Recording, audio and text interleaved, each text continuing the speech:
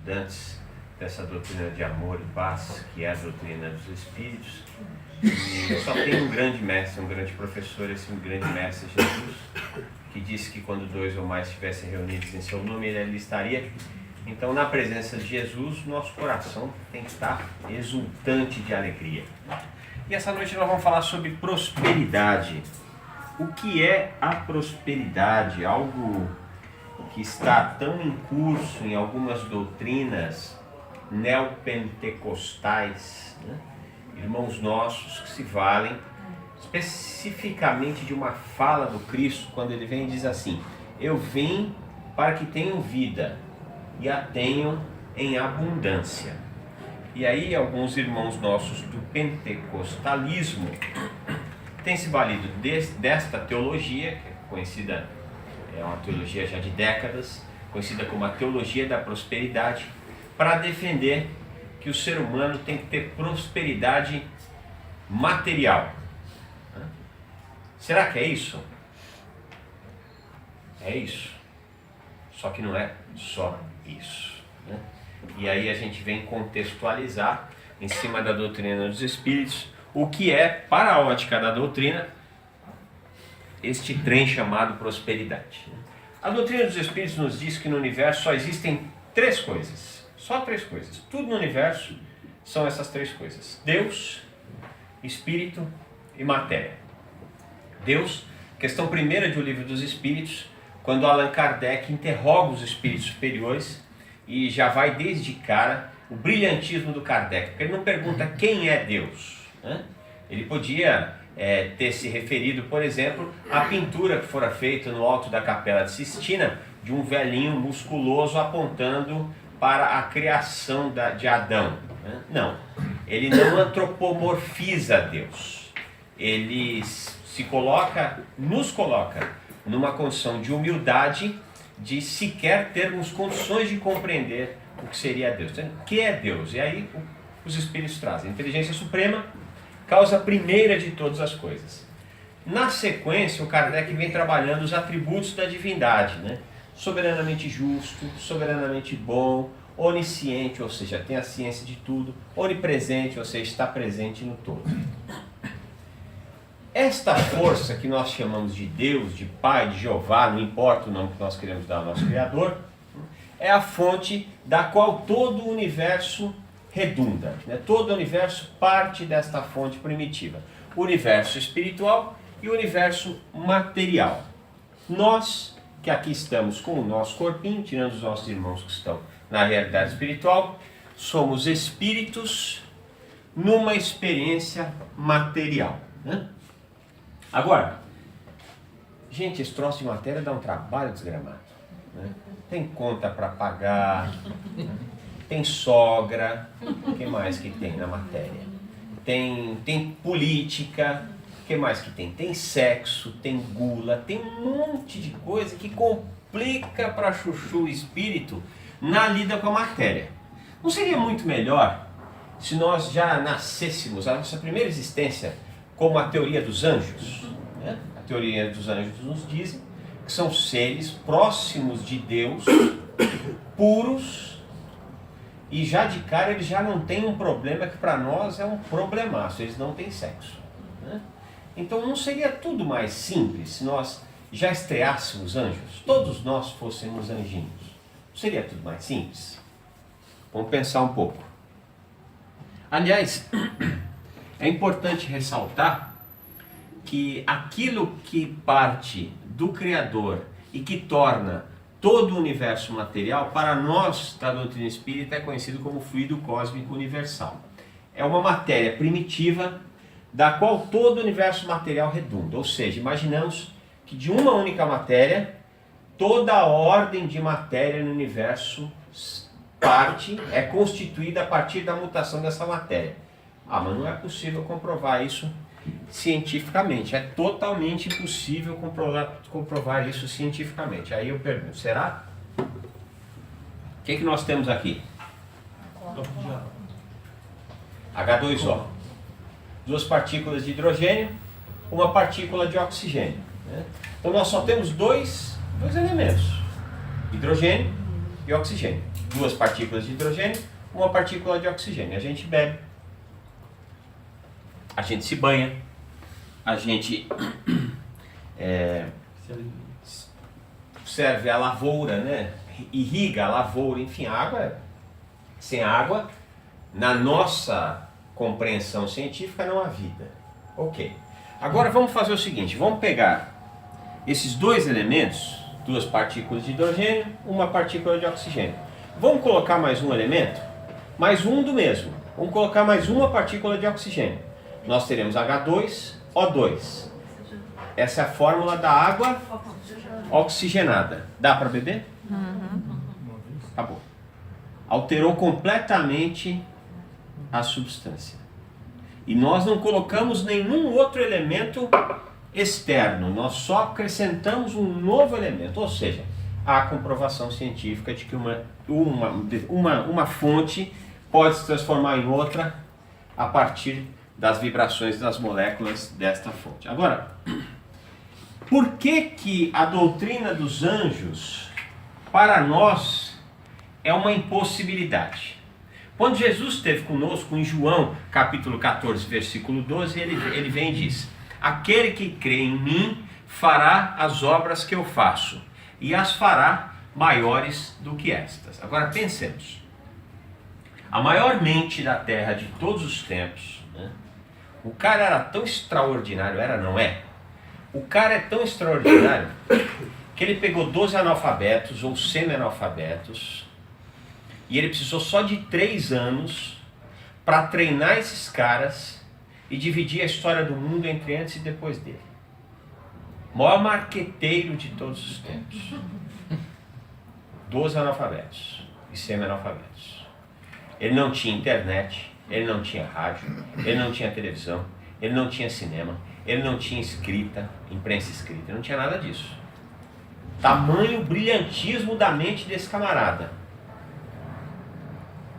Quando ele impunha as mãos, as curas que ele patrocinou, a nossa ciência, dotada dos instrumentos de investigação científica mais modernos, ainda não pode explicar a ciência do Cristo. O maior cientista de todos os tempos. Profundo conhecedor de biologia. Porque quando ele impunha as mãos, ele manipulava fluidos, biologia e química. Que ele manipulava fluidos, química, né? Impregnava esses fluidos no corpo do curado, biologia. Conhecimento profundo de anatomia, conhecimento profundo de partículas, de células, dos mínimos detalhes de toda a complexidade do ser humano. O cara sabia de tudo, um pedagogo de todos os tempos. O maior líder de todos os tempos, o maior comunicador, o maior químico, o maior médico, o maior tudo. E esse cara, extraordinário, a mente mais poderosa de todo mundo, chega assim e fala assim pra gente: cara, isso que eu faço vocês vão fazer. Como é que nós podemos fazer o que Jesus fazia? Como é que nós podemos dominar o conhecimento que Jesus dominava? A biologia, a química, a física quântica, enfim, a medicina, a estatística, o marketing, a publicidade. O que quer que pensem? Jesus domina. Domina por quê? Porque ele conhece. Conhece por quê? Porque ele vivenciou. Vivenciou o quê? Na matéria.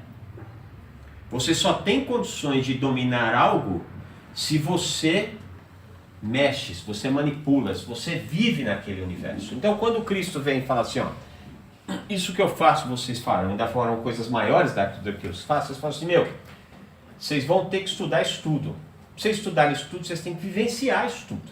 Portanto, o universo material é essencial para o nosso crescimento como espíritos dotados de uma capacidade ilimitada de ascensão. E notem que curioso, nesse instante ele fala assim, fará maiores do que estas. Então falando, vocês vão ser maiores do que eu. Ou seja, nesse instante o que Jesus coloca? Coloca uma escala acima dele.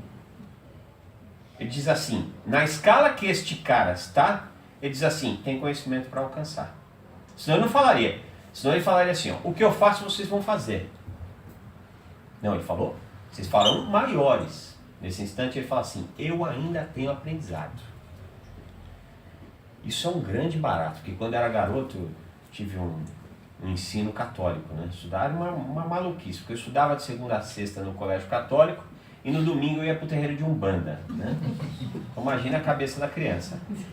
Mas eu imaginava que o paraíso seria dois anjinhos tocando harpa, e eu já tinha certeza que eu ia fazer o anjinho engolir a harpa, porque eu não teria paz no meu coração, num universo onde não há o que buscar. O ser humano vive de meta. O ser humano precisa o tempo inteiro de desafio. Se não tem desafio, doença, reciclagem, morte. Né? Para poder justamente ter a condição de estagiar no universo espiritual e se preparar para uma nova etapa de conhecimento. Aí, para a gente entender melhor o que é o universo material, eu quero apresentar uma das doutrinas de um grande pensador, de um dos grandes pensadores da Terra, que é o nosso querido Sigmund Freud. Né? O Freud é conhecido como o pai da psicanálise, e o Freud ele estruturou a mente em consciente, pré-consciente e inconsciente. O que ele defendia? Ele, analogamente, ele fez que a nossa mente se comportasse como se fosse um grande iceberg. Né? Acima do nível da água está a consciência. Abaixo do nível da água está o pré-consciente, é isso aqui só. E a maior parte, notem, a imensa maior parte é o inconsciente. O ser humano é formado de consciência, é aquilo que nós nos lembramos, nos recordamos, aquilo que está mais próximo, né? As nossas experiências mais aparentes no nosso mecanismo psíquico. O pré-consciente, que é aquilo que está entre o inconsciente e o consciente, e o inconsciente, aonde está armazenando tudo. Aí tem uma outra lei que diz o seguinte: na natureza nada se perde, nada se perde. E a lei vem e diz assim: tudo se transforma. Mas tudo se transforma desde que nós façamos a transformação desse tudo. Para o Freud, desde a infância, este processo está em formação. Então, a primeira etapa que mamãe deu nas nossas nádegas está armazenado aqui. Para outros estudiosos da psicanálise que vieram pouco depois, está armazenado aqui tudo, desde a concepção, desde o útero. Tudo está armazenado aqui. Lembremos, a maior parte no nível inconsciente. Que pena que o Freud e esses caras não conheceram o Kardec. O Kardec ia falar assim: olha, realmente está tudo armazenado aqui, mas não é desde a concepção. É desde a primeira vez que vocês pisaram como ser hominídeo neste planeta, ou em qualquer planeta que seja. Desde a primeira vez que nós fomos os homens ou mulheres da caverna, nesse instante, nós começamos a ter um processo de armazenamento mental. A gente estagia no minério, no vegetal, no animal e um dia no hominal. E o que faz a diferença de um para o outro? Está lá na Bíblia. Não podereis comer do fruto da árvore do conhecimento. Né? Só que Deus é muito incompetente, né, gente? Porque ele fala, não podereis comer, e vai lá, Adão e Eva, e come. A gente aceita o não? O não existe o não. Se eu falar aqui para vocês, por favor, não pensem no elefante cor-de-rosa andando sobre a rede elétrica. Todos pensaram. Todos pensaram. O ser humano não aceita não. Então, nesse instante, o que a divindade está nos trazendo é que era inevitável que Adão e Eva comessem do fruto da árvore do conhecimento. O que é o fruto da árvore do conhecimento? É no momento que nós estreamos como homem, como mulher, nós temos capacidade de discernimento. Portanto, nós somos responsáveis pelas nossas escolhas. Escolhas boas, bons frutos; escolhas ruins, maus frutos, para poder aprender a escolher os bons frutos. Isso está armazenado desde sempre. E o que é a reencarnação? A reencarnação é como um computador. né? Vamos fazer uma analogia com o computador. Nós temos esse computador aqui, né? Digamos que nós moramos apenas digamos, gente, que nós moramos numa nação muito corrupta, né? Suécia, por exemplo, nós moramos na Suécia, muito corrupta a Suécia, e digamos que lá tem uma indústria de proteína animal muito corrupta, uma petroleira muito corrupta, Polícia Federal na Suécia é terrível, terrível, e digamos que nós somos políticos, ou trabalhamos nessa indústria de proteína animal, ou trabalhamos na Suécia-Obras, né? E nós estamos envoltos em um monte de maracutaias, falcatruas, né? E onde é que estão armazenadas as nossas falcatruas? Os e-mails que nós trocamos com os nossos amiguinhos, as mensagens que nós trocamos pelo Face mensagem ou qualquer outro sistema, está tudo aqui. Mas aí a gente descobre que a Polícia Federal está chegando no nosso escritório. O que a gente faz? A gente formata a nossa máquina, né? A gente reinstala o sistema operacional, pois assim apaga todos os vestígios do nosso crime. Só que o que acontece? O delegado chega lá no nosso escritório, pega o nosso computador, leva para um moleque de 20 anos e o desgranhento faz com que todos os vestígios do HD voltem e o fruto do nosso crime está lá. Reencarnação é a mesma coisa. Quando nós reencarnamos, é reinstalado o sistema operacional no nosso hard disk. Por quê? Porque aqui no nosso inconsciente, provas e expiações. O que tem? Amor, luz, fé, felicidade, alegria, né? Tem também, mas tem muita coisa complicada também. Então a gente precisa reiniciar o sistema. Então o que acontece? A espiritualidade vem, reinstala o sistema operacional, só que tem uma lei, na natureza nada se perde. Ou seja, está tudo armazenadinho em subpastas do nosso sistema operacional. E o que o Papai do Céu espera? Que papai e mamãe instalem na área de trabalho amor, paz, prosperidade, fé, perseverança, honestidade, ética, enfim, né? Todas essas coisas maravilhosas da vida. Só que aí vem um filósofo, poeta, músico e mata a charada. Você pensa que seus pais sabem de tudo. Isso é um absurdo. São crianças como você. Exatamente, ele não usou exatamente. O que você vai ser quando você crescer. Ou seja, papai e mamãe não são perfeitos. Nós não somos perfeitos como filhos, não somos perfeitos como pais e assim sucessivamente. Ou seja, a gente não dá conta de instalar todos os softwares de amor, paz, plenitude, felicidade, né? E o que acontece? As subpastas que estão armazenadas lá do passado, elas começam a vir para a área de trabalho. Reencarnação é a mesma coisa, né? E o que acontece? Está tudo aqui. Todos nós já passamos por eventos onde nós achamos que agiríamos completamente diferente do que nós agimos. Todos nós. Eu passei. Sempre pensei assim. Se um dia eu for assaltado, eu não reajo, entrego tudo. O que aconteceu quando eu fui assaltado? Agi. Por quê? Porque a nossa parcela inconsciente é muito maior. Então aqui é feita uma grande força que acaba fazendo com que o inconsciente haja na ação da consciência. Agora, por que isso é importante a gente tratar de prosperidade em relação a isso? O que é, ao longo da nossa história judaico-cristã, nós estamos aqui numa casa espírita, portanto nós somos cristãos. E o cristianismo parte de um judeu, Jesus era judeu. A partir de um processo de mais de 20 séculos antes do Cristo. Portanto, nós somos herdeiros da árvore judaico-cristã. O que é que a árvore judaico-cristã colocou no nosso inconsciente acerca de prosperidade? É extremamente a gente entender isso, para a gente não ser pego com armadilhas que colocaram na nossa mente ao longo dos séculos e milênios. O cara que melhor entende o Freud é esse aqui. É o Pato Donald, né? Nesse episódio, o Pato Donald, ele sofre, entre aspas, as influenciações de um anjinho e de um diabinho. Este anjinho, analogamente à teoria do Freud, ele pode ser chamado de superego ou supereu.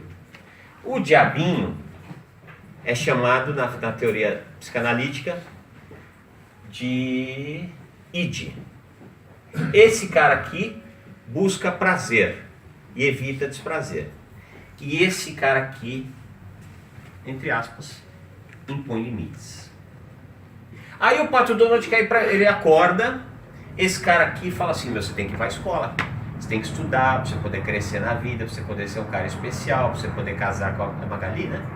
É Magali, pra você poder casar. Margarida de outra turma. Pra você casar com a Margarida, né? E esse cara vem e fala o quê? Não, bobagem, vamos pescar, vamos jogar bola, vamos curtir a vida é uma só e assim sucessivamente. Você ainda é novo. E aqui ele fica num dilema. É fácil a vida desse cara aqui? Fica o tempo inteiro negociando entre o que ele quer fazer porque dá prazer e o que ele não pode fazer porque é proibido. A gente vive isso?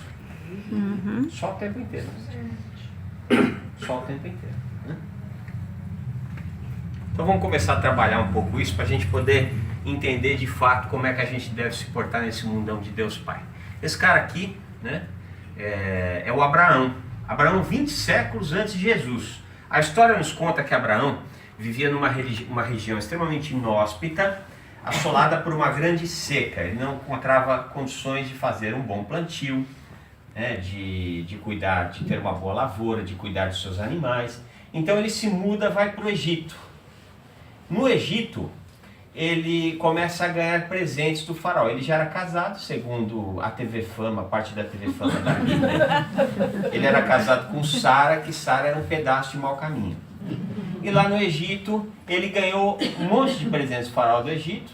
E um desses presentes, uma serva chamada Agar. Ele retorna para sua terra. E aí Sara não engravidava. Pela lei judaica, a mulher era obrigada a dar filhos para o seu marido. Se ela não desse filhos para o seu marido, o marido podia ficar com tudo que a ela pertencia e abandonava ela, ela caía em desgraça. Como Sara não era boba e ela não engravidava, ela fez um acordo com Abraão. Falou assim, pediu para ele um grande sacrifício. Falou assim, ó, deite-se com a serva Agar. Abraão fez este grande sacrifício, deitou para engravidar. E nasceu Isaac. Até aí tudo bem, família reunida, domingo, assistindo Faustão e assim sucessivamente.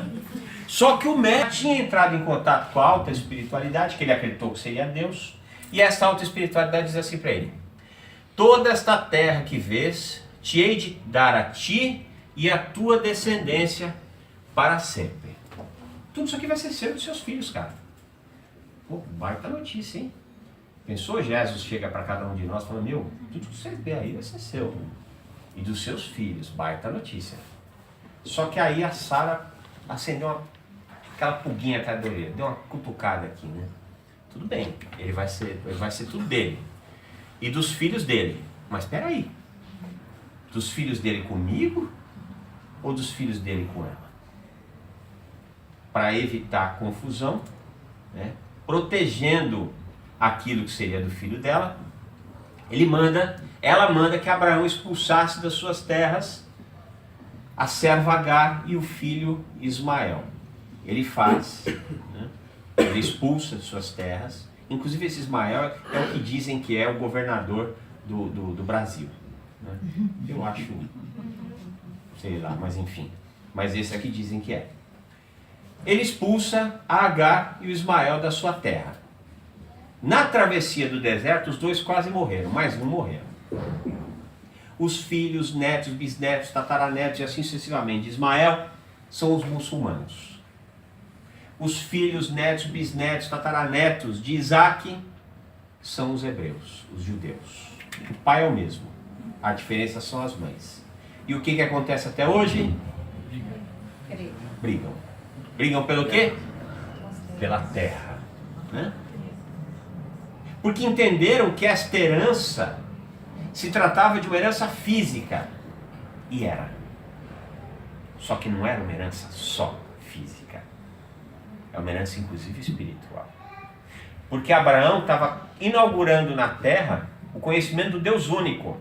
Então, antes de tudo, é uma herança espiritual. Ou seja, Jesus, porque era Jesus, está dizendo para Abraão, nego, esse conhecimento que começa com você, um dia vai ser o conhecimento de todo mundo.